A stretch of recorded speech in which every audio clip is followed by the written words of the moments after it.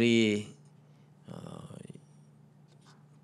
이광식 장로님, 김선일 집사님 아주 좋은 가름막을 갖다 놓아서 또 양쪽에 천장으로 바로 공기를 빨아 올려서 그래서 이제 비말에 대한 걱정을 좀 많이 더 줄 수 있는 것 같습니다. 새해에 여러분 하나님의 은혜와 축복이 가정마다 넘쳐나시기를 주님의 이름으로 축복합니다. 예, 우리 새해에는 시대는 어렵지만 하나님이 하시면 여러분의 삶을 더 아름답게 멋지게 행복하게 지켜주실 줄로 믿습니다. 그래서 우리가 올해 표어가 기도로 다시 시작하는 해인데 말 그대로 우리 기도를 통해서 다시 시작하는 마음으로 처음 마음으로 돌아가서 다시 시작하는 힘을 얻는 그런 해가 되었으면 좋겠다. 그래서 이제 송구영신 예배 메시지도 제가 그렇게 했습니다만 오늘 본문을 읽고 제목도 다시 시작하는 힘 그렇습니다.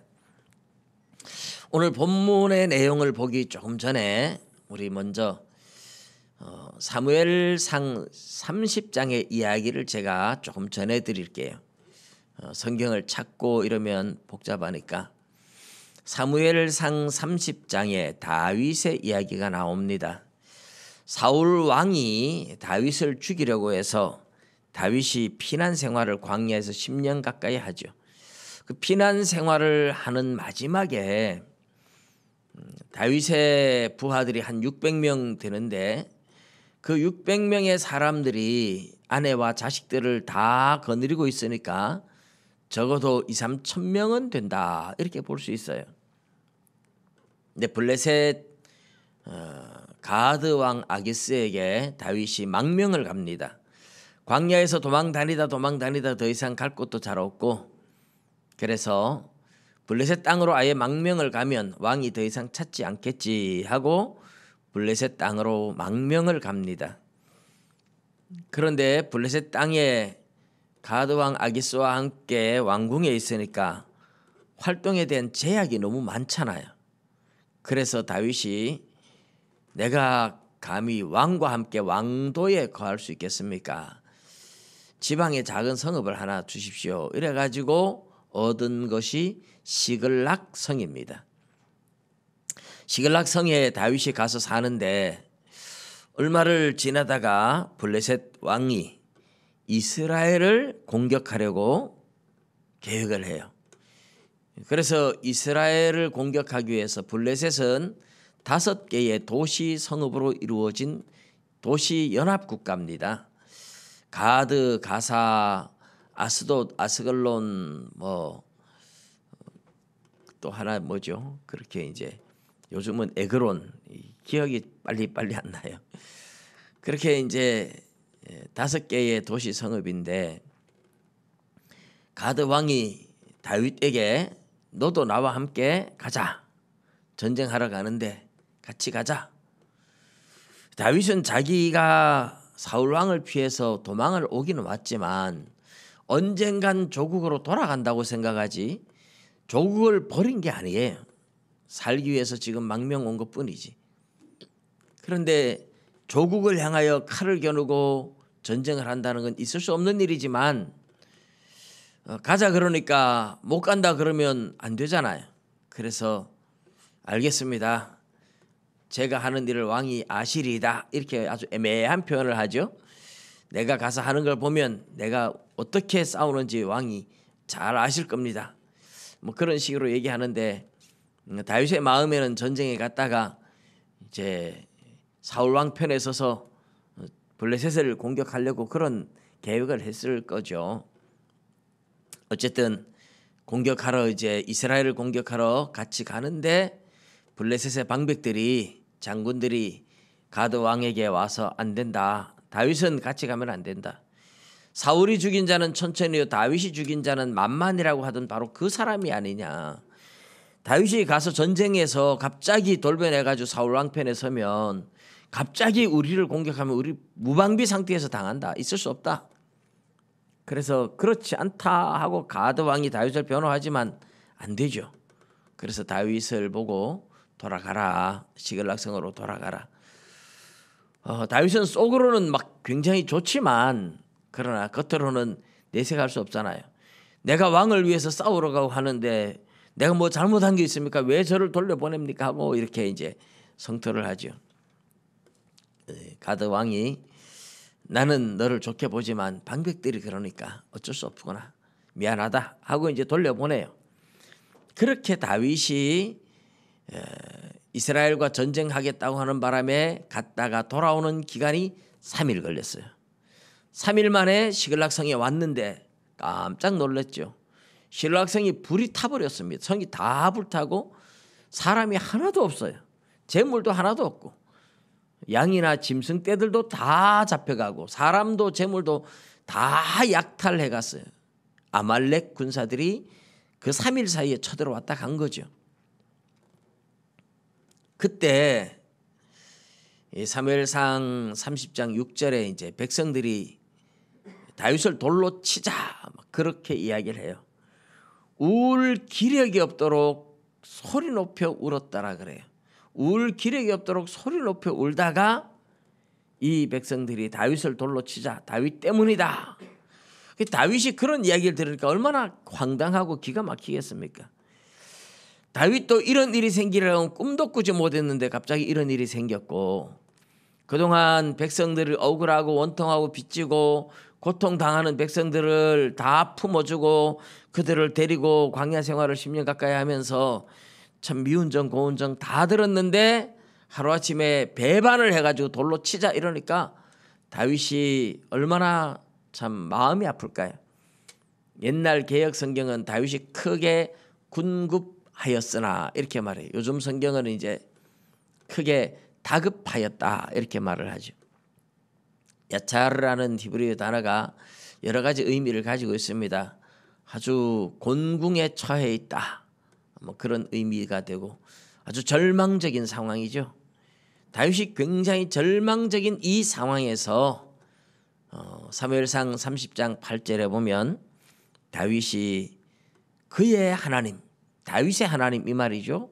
다윗 그의 하나님 여호와를 힘입어 용기를 얻었다. 용기를 내었다. 그래요. 가장 절망적인 상황, 정말 모든 것을 포기하고 싶은 상황, 백성들도 돌아서고 정말 기가 막힌 상황인데 다윗은 자기의 하나님을 생각하면서 그 하나님을 믿고 다시 시작합니다. 다시 용기를 내고 다시 기도를 해요.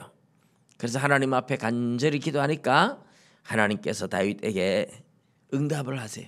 하나님, 제가 지금 따라가면 아말렉 사람들을 따라잡을 수 있겠습니까? 하니까 하나님이 따라가라.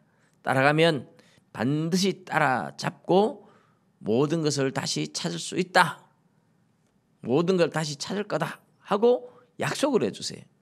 그래서 기도 응답을 받고 다윗이 가죠. 가서 결국 아말렉을 따라잡아서 아말렉을 공격하니까 아말렉은 군사가 엄청나게 많았고 다윗의 군사는 600명 중에 200명은 지쳐서 강가에 남겨두고 강을 못 건너서 남겨두고 400명을 데리고 갔는데 블레셋 사람들을 밤중에 그냥 그들은 좋다고 술을 먹고 마시고 잔치하고 하다가 다윗의 군사한테 막 혼비백산 당해서 다 죽임을 당하고 도망간 사람들이 낙타 타고 도망간 사람이 400명이에요.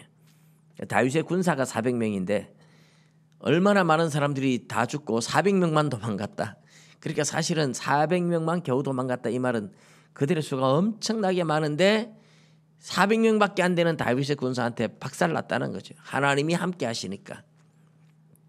그래서 다윗은 재물도 찾고 사람도 찾고 그것만이 아니라 아말렉 군사들이 시글락이 아닌 다른 데도 많이 약탈을 했기 때문에 엄청나게 많은 재물들이 있었는데 그걸 다 찾아가져오죠. 찾아가지고 와서 시글락에 와서 며칠을 머물면서 유다 여러 자기하고 왕래하고 도움을 주던 장로들한테 예물을 보내요. 많은 걸 약탈해 왔으니까 예물을 보내죠. 그리고 다윗이 하나님 앞에 기도하니까 이스라엘로 돌아가라. 그래서 헤브론으로 돌아가서 유다 지파의 왕이 되었던, 이제 그 헤브론으로 돌아가서 유다 지파의 왕이 되는 것은 사울 왕이 전쟁으로 죽었다 하는 소식을 듣고 난 후의 사건입니다. 근데 왜 이 이야기를 먼저 말씀을 드리느냐 하면 성경에서 나오는 이런 예들이 굉장히 많거든요. 뭐 다른 데서 뭐 미국에 누가 어디에 누가 이런 게 아니고 성경 자체에 들어있는 예화거리도 너무 많아요. 가장 절망적인 상황에서 하나님을 의지해서 다시 힘을 내고 다시 시작하는 다윗의 사례가 대표적인 사례다. 이제 오늘 우리 본문으로 이제 돌아와서 보면 제자들도 똑같다. 예수님이 유대인들한테 잡혀서 겟세마네 정원에서 기도하시다가 유다가 대제사장들한테 예수님을 팔았잖아요. 그래서 많은 군사들과 종들이 몰려와서 예수님을 잡아갈 때 제자들은 깜짝 놀래가지고 전부 다 뿔뿔이 흩어지고 다 도망을 가버렸어요. 그나마 베드로가 멀찍이 따라갔는데 사도 요한이 사실은 먼저 갔죠.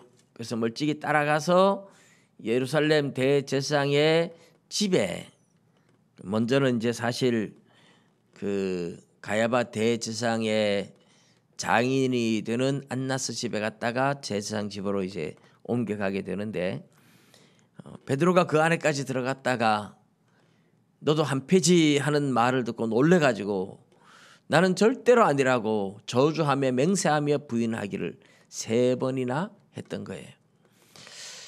그리고 나가서 심히 통곡하고 울었다고 하는데 이렇게 베드로도 예수님을 버리고 떠났고 두려워서 다 도망을 갔습니다. 예수님이 결국은 사형 언도를 받고 십자가에 못 박혀 죽으실 때에 그 십자가 밑에 남아있던 유일한 제자는 막내 사도 요한 한 사람뿐이었습니다. 제자들은 예수님을 따라다니면서 꿈이 있었어요. 예수님이 메시아다. 이스라엘을 독립시킬 메시아다. 로마를 몰아내고 이스라엘을 독립시키고 위대한 왕이 될 때 우리도 예수님을 왕으로 모시고 그 옆에서 높은 벼슬 개국 공신들이 되어서 1등 공신들이 되어서 우리도 높은 벼슬을 하나씩 할 거다. 이런 세상적인 가치관과 기대를 가지고 예수님을 따라다니던 제자들이죠. 그렇게 믿고 따랐던 예수님이 십자가에 못 박혀 죽었습니다. 제자들이 얼마나 절망하고 얼마나 놀랐는지 뿔뿔이 흩어져서 도망을 갔었는데 그 도망간 제자들이 갑자기 예루살렘에서 뭐 어디 갈 데가 어디 있겠습니까?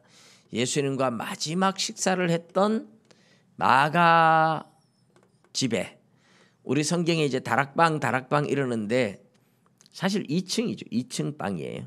근데 이제 우리나라는 옛날에 뭐 2층, 3층 이런 개념이 잘 없다 보니까 다락방 이렇게 불렀었죠. 마가의 집 2층에 아주 넓은 공간인 셈이죠. 그 2층이 우리 예배당 요거보다 조금 더 폭이 좁고 길이는 비슷하고 이래요. 그래서 한 120명이 앉으면 뭐 빽빽하게 앉는다 뭐 이렇게 이제 생각이 들 수 있죠. 근데 거기로 다시 이제 제자들이 모인 거예요. 12명의 제자들이. 아마 거기 말고는 뭐 갈 데가 어디 있겠습니까? 그래서 이제 예수님 모셨던 그 집으로 오늘 본문에 보면 감람산에서 예수님 승천하는 장면을 보고 그 집으로 모인 거죠. 근데 이렇게 40일 예수님이 부활하고 40일 있다 승천했는데 그 사이에 제자들이 처음에는 겟세마네에서 도망을 갔다가 도망간 제자들이 모이는 장소도 아마 여기가 아니었겠나. 뭐 그들이 모여봐야 여기밖에는 갈 데가 별로 없죠. 겟세마네 그 감람산에 모이고 여기에 모이고 뭐 이런 식이죠. 그래서 그들은 겁이 나서 문을 꽁꽁 걸어 잠그고 이래 했는데 예수님이 그 앞에 부활하신 예수님이 나타나고 몇 번 예수님이 나타나고 또 갈릴리 바다로 가라 해서 갈릴리 바다에 갈릴리 출신들은 거기 가서 고기 잡이하다 밤새도록 고기도 한 마리도 못 잡고 새벽에 예수님이 나타나서 배 오른편에 그물을 던져라 해서 그물 던졌다가 큰 고기 153마리를 잡은 적도 있고, 그러면서 예수님 다시 만나고 베드로가 소명을 다시 얻고, 그런 과정들이 있었습니다. 그래서 이 제자들은 처음에는 겁이 나서 뿔뿔이 흩어지고 거의 절망 가운데 모든 걸 포기하고 떠날 텐데, 부활하신 예수님을 자꾸 만남으로써 그들이 흩어지지 않고 그래도 모였어요. 그리고 이제 예수님이 예루살렘의 제자들한테 나타나서 그들을 데리고 감람산으로 올라가서 많은 사람들이 보는 가운데에 하늘로 승천을 하셨죠.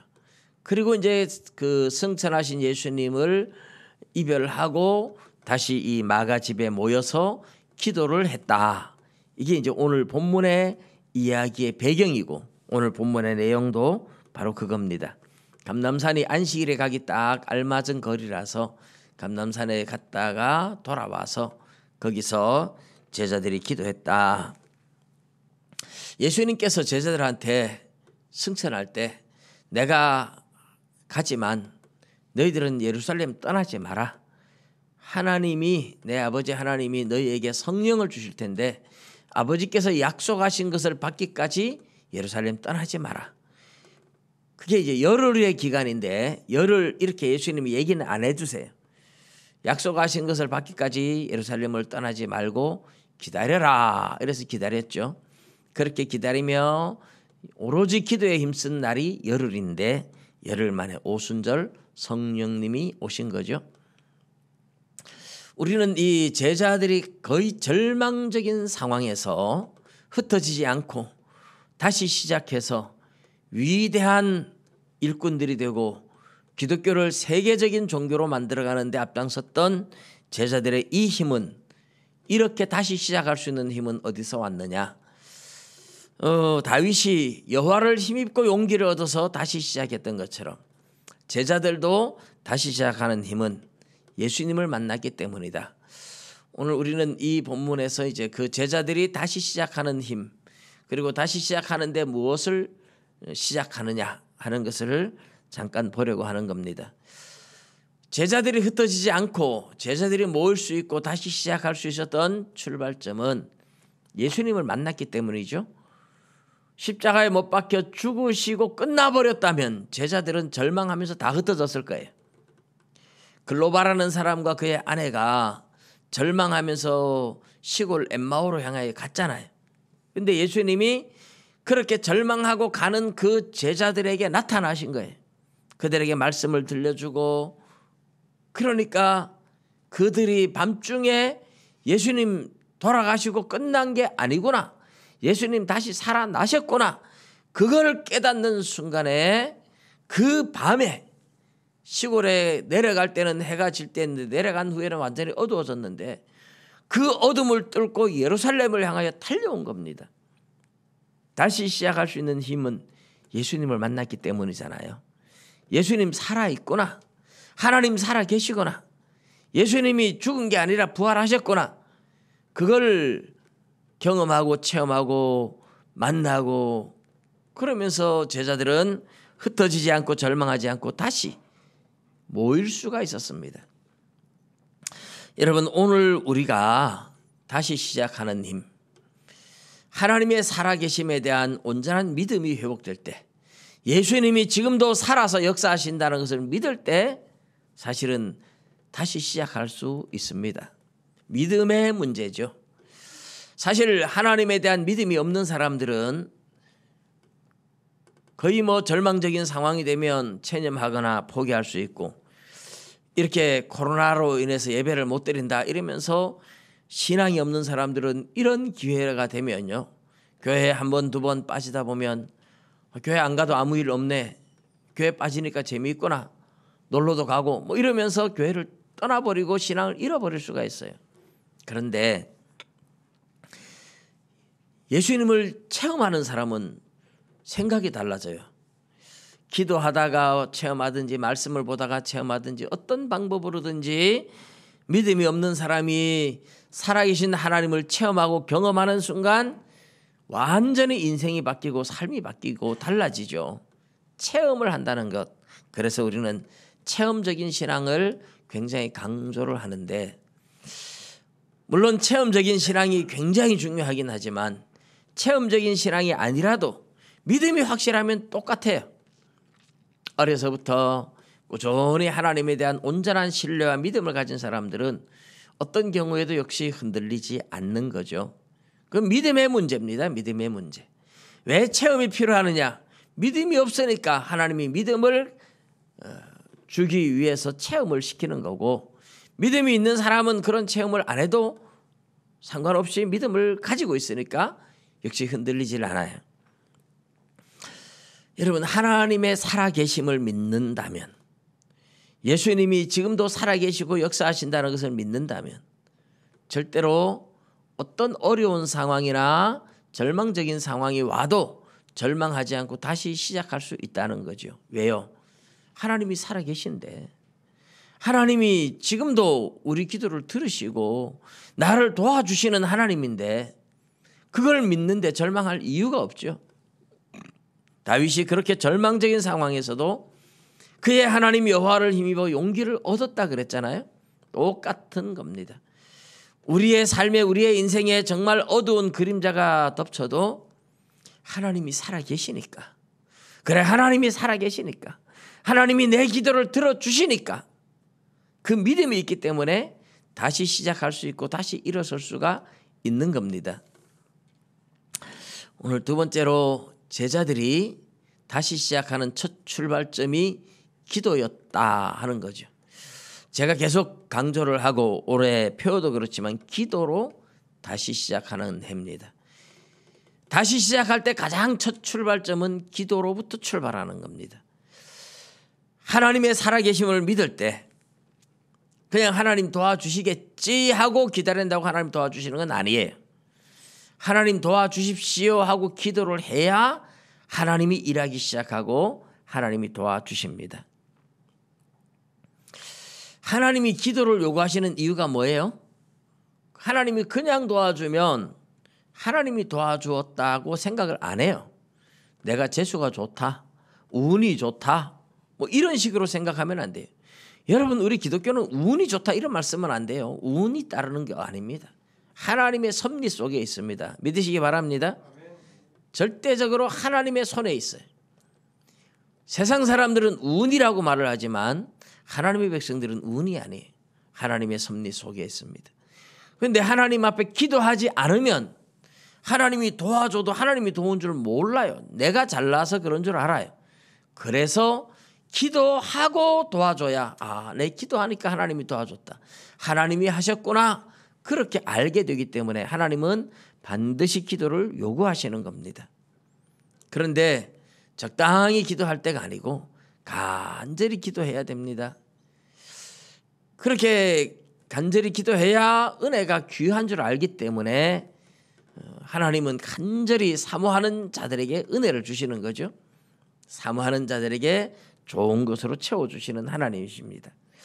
자, 그런데 이제 우리 하나님 앞에 다윗은 전쟁통이죠.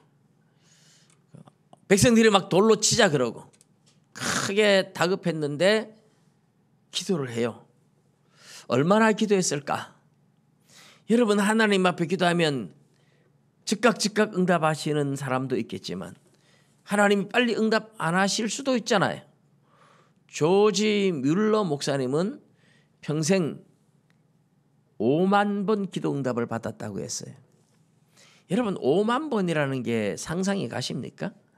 근데 이 5만 번이라는 기도 응답은요, 그냥 우리가 대충 이렇게 하는 게 아니고 조지 뮬러 목사님이 일기를 썼어요. 매일매일 일기를 구체적으로 썼어요. 근데 그 일기장에 나온 이것도 이렇게 기도하고 응답받았고 요걸 다 체크를 해가지고 5만 번이에요. 이렇게 거짓말이 아닌 거죠. 조지 뮬러 목사님은 아무것도 없는 빈손을 가지고 고아원을 운영했어요. 고아들이 몇백 명이 됐어요. 그런데 그 고아들을 기도 응답으로 다 먹였다니까요. 여러분, 하루에 한 번씩 기도 응답을 받는다고 생각해 보십시오. 1년에 365번이죠. 10년이면 3650번입니다. 100년을 하면 36,500번입니다. 이해 가십니까? 5만 번 기도 응답. 하루에 한 번씩 기도 응답을 받아도 100년 동안 기도를 매일 응답을 받아도 5만 번 안 돼요. 36,500번밖에 안 돼요. 그러면 5만 번 기도를 응답을 받았다면 그분이 100년 동안 기도 응답 받은 내용을 적었겠습니까? 젊어서 어린아이 때 구하원을 했겠습니까? 나이가 들어서 했겠죠. 50년을 했다 그러면 36,500번의 절반이 하루에 한 번씩 기도 응답을 받았다면 18,000, 2만 번도 안 돼요. 그러면 하루에 최소한 2번, 3번씩 기도 응답을 받았다는 이야기가 되는 거잖아요. 매일 기도 응답을 그래 받는다는 것은 기도하면 즉각적으로 응답이 왔다는 뜻입니다. 이게 놀랍지 않나요? 다윗도 그래요. 크게 다급했는데 어떡할까? 이걸 가지고 막 한 달씩 기도하고 그리고 따라갔을까요? 한 달씩 기도하면 아말렉 벌써 다 도망가고 어디 간지 없어 못 찾습니다. 기도하고 즉각 응답을 받았다는 뜻입니다.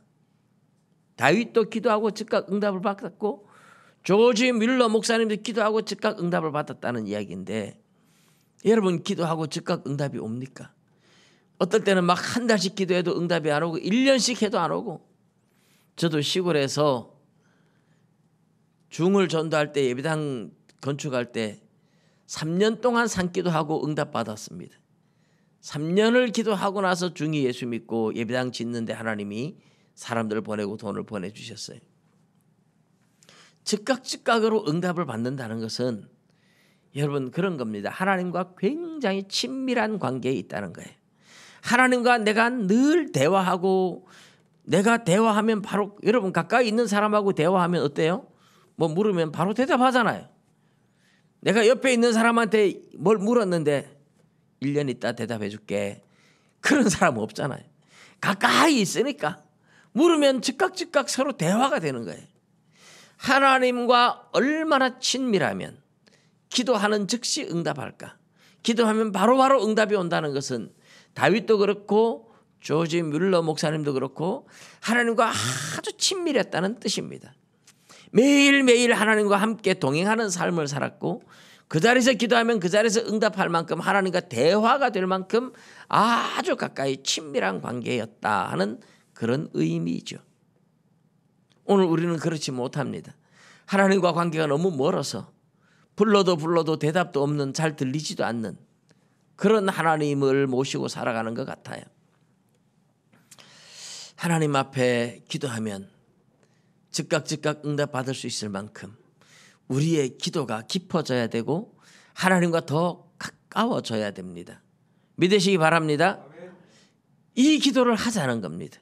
우리가 이 기도를 하면 하나님이 즉각 응답하는 그 다윗처럼 조지 뮬러 목사님처럼 그런 삶으로 나아간다면 여러분 저와 여러분의 인생이 얼마나 달라지고 얼마나 변하겠습니까? 기도의 능력은 위대합니다. 하나님이 일하실 수 있도록 하늘과 땅의 통로를 열어놓는 것이 기도입니다. 기도의 역사가 얼마나 위대했는지 몰라요. 그런데 우리는 점점 기도가 식어져 가고 있습니다. 제가 처음 예수 믿을 때 신학교를 가면 대구 신학교를 갔는데 밤마다 뒤에 동산에서 기도하는 소리들이 끊어지질 않았어요. 그때 제가 기숙사 생활을 하면서 저도 가서 기도도 하고 그런데 4학년 졸업할 때 3학년쯤 되니까 신기하게 기도 소리가 많이 줄어들고 간혹 들리더라고요. 근데 총신대학원을 올라갔는데 양지동산에 가니까 처음에 뒷동산에 또 기도 소리가 꽤 들리더라고요. 그 2년을 지나고 거의 2년 마지막 되는데 역시 기도 소리가 점점 줄어들었어요. 뭐 우리 장로님들도 아시겠지만은 처음 제가 또 전도사 할 때 이럴 때는 밤마다 예배당 안에 밤을 새워가며 기도하는 사람들이 끊이지 않았어요. 저도 전도사 생활할 때 늘 철야 기도를 했었고 같이 기도하는 학생들, 어른들 평균 5명에서 10명 정도는 매일 기도했던 것으로 기억을 합니다. 그리고 그때는 부흥을 경험했어요. 그런데 기도가 사라지면서 부흥도 사라지고, 기도가 사라지면서 모든 것이, 은혜가 식어지면서 모든 것이 점점 멈추어 간다 하는 느낌이 듭니다. 제가 인생을 그래 오래 살지는 않았는데 해가 바뀌었잖아요. 저도 이제 내년이면 60입니다. 여러분 60 그러면, 여기 60 넘으신 분들도 있고 60 되신 분도 있는데 60 그러면 작은 나이가 아니잖아요. 저는 아직까지 마음은 청춘입니다. 28 청춘인데 아직까지 뭐 얼마든지 축구도 하고 뭐 마음은 청춘인데, 그런데 가만히 생각해 보니까 나이가 60 되면 이 작은 나이는 아니다. 옛날로 말하면 환갑, 이러면 환갑 노인이라는 소리 했잖아요. 이게 작은 나이가 아니에요. 그래서 제가 지난 날 30년 넘게 목회를 해왔던 날들을 가만히 돌아보았습니다. 여러 번 반성하고 돌아봤습니다. 내 목회 일생은 항상 기도와 함께 갔다. 이게 느껴졌어요. 기도와 함께 갔다.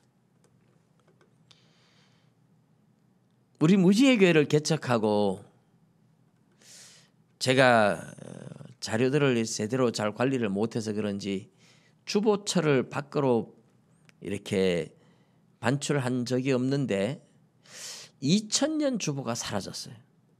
혹시 우리 성도님들 가정에라도 2000년 주보가 있는지 보시고 2000년도 주보가 있으면 좀 보내주시면 좋겠어요. 주보철을 혹시 가지고 계신 분이 있다면 2000년대 주보철이 사라졌어요.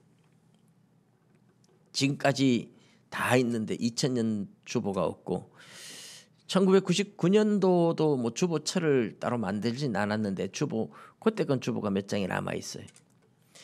근데 제가 개척하고 그때는 성도가 별로 없어서 새벽 기도가 없었잖아요. 우리 막내 아이도 아직까지 어려서 집사람이 새벽 기도 같이 오기도 아이가 또 울고 한다고 잘 못 오고, 그래서 뭐 제가 개척하고 사람도 아무도 없는데 집사람을 혼자 앉혀놓고 새벽 설교하기도 그렇고 해서 그냥 새벽 예배 따로 드리지 않고 제가 조암산 기도원에 올라가서 기도를 했어요. 보통 저녁 10시에 올라가서 새벽 3시까지 한 5시간을 부르짖고 기도를 했던 것 같아요. 그때 기도할 수 있는 힘을 주신 분이 하나님이라는 확신이 있습니다. 제가 기도하러 가서 한 일주일 정도는 내가 기도하려고 애를 썼던 것 같아요. 한 일주일 정도가 지나고 나니까 성령께서 마음을 주시는데 상처 입고 방황하는 영혼들에 대한 긍휼의 마음을 엄청나게 쏟아붓는데 울부짖고 기도하지 않을 수가 없었습니다. 그렇게 기도한 게 6개월이었어요. 해가 바뀌었죠. 6개월 딱 지나고 참 그 당시에 어려운, 경제적으로 굉장히 어려웠는데 아는 뭐 가족들이나 아는 분들이 와서 헌금을 해주고 가고 이랬었는데 그 6개월 기도를 지나고 나서부터 2000년도 2월 달부터 사람들이 몰려오기 시작했어요. 여러분 2000년도에 우리 교회는 다 부흥했어요. 2000년 한 해에 새신자 등록 그 일치를 보니까 60명이 넘어요. 한 해에 60명 넘게 등록을 했어요. 우리 김기수 장로님 가족도 그때 다 오셨고 우리 김희진 장로님 가족도 그때 다 오셨고 지금은 뭐 돌아가셨지만 여금배 집사님, 이일순 집사님 뭐 천국에 가셨지만 그런 분들 가족도 그때 다 왔었고 장문익 씨라고 이자빈 집사님하고 살로만 치킨 뭐 이런 분들도 그때 다 오셨고 우리 서양식 집사님 가족도 그때 다 오셨고 신윤택 할아버지 가족도 그때 다 오셨고 돌아가신 분들이 절반은 넘고 저 장문익 집사님은 광명으로 이사 갔다가 또 부산으로 이사 가고 이랬지만 대부분 2000년 한 해에 60명이 넘게 왔어요. 우리 서욱희 권사님은 또 잘 아시겠지만은 수성이 엄마 김명란 성도 지금은 구미로 이사가 있지만 그분들도 그때 왔었고 하여튼 뭐 그때 조동규 집사님 그 아들 며느리 손자들까지 다 와서 그때 유아 세례도 받고 2000년 한 해 제가 산기도를 6개월을 부르짖고 기도하고 나서 어마어마한 부흥을 경험했던 것을 잊을 수가 없습니다. 그리고 난 후에 사람들이 많아지니까 새벽 예배를 또 드려야 되니까 산기도를 멈췄는데 그렇게 부르짖고 기도하지를 못했어요. 그러다가 기도가 게을러지면 성도들이 시험 들고 다시 하나님 앞에 회개하고 기도하면 또 조금씩 일어나고 돌아보면 기도와 항상 같이 갔습니다. 시골에서도 아까도 말씀드렸지만 예배당을 짓고 중을 전도하고 했던 그것은 3년 동안 성도 5명, 어른 5명밖에 안 되고 학생들 좀 있고 했던 시골 교회에서 1년 결산이 800만 밖에 안 되는 그런 교회에서 3년 동안 산기도를 하면서 예배당이 건축되어지고 빚 하나 없이 예배당이 건축되어지고 중이 예수 믿고 절과 땅을 9,000평을 바쳐서 노회로 바쳤던 사건들은 전부 다 하나님이 기도와 함께 일으켰던 역사입니다. 여러분, 기도 없이는 기도 영적 싸움이 없이는 일어나는 사건이 없어요. 하나님은 기도를 통해서 일을 해오셨다는 것을 너무나 분명하게 느낄 수 있는 사안입니다. 그런데 다시 기도해야지 하는데 기도가 잘 안 돼요. 제일 기도가 잘 되는 건 제가 지금까지 30년 넘게 해오면서 항상 새벽 기도가 가장 기도가 잘 됐습니다. 말씀을 열을 때도 새벽에 기도할 때 말씀을 열어주셨고 요즘은 새벽에 기도할 수가 없어요. 몸부림쳐도 잘 안 돼요. 기도 한 20분 하다가 차량 운전하러 나갔다 오면 끝입니다. 근데 새벽에 기도가 안 되면 하루 종일 기도가 잘 안 되더라고요. 그래서 올해 새해는 우리 새벽 기도 오시는 분들 집사님들 죄송하지만 무조건 6시 10분 돼서 차량 운행을 할 생각입니다. 그렇게 하지 않으면 제가 기도할 수가 없어요. 1시간이 안 되더라도 1시간 가까이라도 기도는 해야 되지 않겠습니까? 기도하지 않는 목사를 여러분들이 믿고 따를 수 없어요. 기도하지 않는 목사 뭘 믿고 따를 겁니까? 근데 기도할 수 있게 여러분들이 여건을 만들어주지 않는다면 여러분들에게도 책임이 있습니다. 새해에는 빨리 가셔야 될 분들은 뭐 걸어서 가시든지 아니면 뭐 누가 다른 분들이 좀 오셔서 운전을 대신해 주시든지 간에 무조건 제가 6시 10분까지는 기도하고 차량 운행을 할 생각입니다. 기도가 멈추면서 아무것도 안 돼요. 제가 다시 기도로 다시 시작하는 해, 이 표현은 제 자신을 향한 채찍의 말씀이기도 하고 우리 모든 성도님들도 같이 기도에 동참하자고 제가 잡은 표입니다. 기도하자는 표를 잡은 적이 한두 번은 아니지만 새벽에 기도할 수 없는 상황이 오고 나서부터는 기도가 안 됐습니다. 솔직한 고백이고 너무너무 죄송했습니다. 올해는 여러분들 매일매일 기도 노트를 하나씩 만드십시오. 할 수 있으면 예배당에 와서 아침에 새벽기도 참석할 수 없으면 저녁에라도 참석해서 꼭 기도하십시오. 멀어서 교회에 올 수 없는 분들은 가정에서 또 기도해도 어디서 기도하나 똑같죠. 기도하십시오. 그래서 여러분 정말 최하 하루에 30분 이상씩 기도해 보십시오. 기도가 내 삶을 어떻게 바꾸어 놓는지, 기도를 통해서 하나님이 어떻게 위대한 역사를 이루어내는지 여러분 우리 꼭 한번 경험해야 되지 않겠습니까? 기도의 능력을 한번 체험해야 되지 않겠습니까? 기도를 통해서 하나님이 일하시는, 그래서 내 인생이 새롭게 변화되는, 예수 믿는다 하는데 예수 믿는 거나 안 믿는 거나 조금도 다를 게 없고 변화되는 것도 아무것도 없고 바뀌는 것도 없고, 그러면 세상에서 칭송 들을 일도 없고 전도도 안 되고 뭐 예수 믿는다는 게 다를 게 하나도 없네. 세상 사람들은 그렇게 말하겠죠. 예수 믿는 사람의 삶이 바뀌고 생활이 바뀌고 인격이 바뀌고 뭔가 인생이 바뀌어지는 것을 사람들이 봐야 하지 않겠습니까? 하나님을 더 가까이, 그렇게 기도를 가까이 하다 보면 하나님을 점점 가까이 하고 기도의 응답도 점점 빨라집니다. 우리 인생이 그냥 이렇게 살다 가는 인생이 아니라 기도를 통해서 하나님을 체험하고 만나고 경험하고 기도 응답을 받으며 주님 안에서 하나님의 영광을 날마다 경험하며 살아가는 그런 시작을 다시 시작하는 해로 삼고, 기도를 통해서 우리 무지에게 그동안 22년 세월이 왔는데 처음 2000년도 그 기도로 부흥했던 그 부흥에서 별로 나아진 것이 없는, 다시 시작해서 다시 기도로 한번 일어서는 해를 만들고 싶다. 그래서 여러분, 제가 기도할 수 있도록 협조 좀 해주십시오. 가정에서 예배드리는 성도님들 마찬가지고 제가 기도할 수 있도록 좀 협조 좀 해주십시오. 여러분들이 같이 기도로 좀 도와주십시오. 기도할 때 목사를 위해서 기도를 먼저 좀 해요. 목사를 위해서 기도한 적이 없고 목사를 위해서 기도할 필요도 없다, 이렇게 생각하는 분들이 꽤 많은 것 같아요.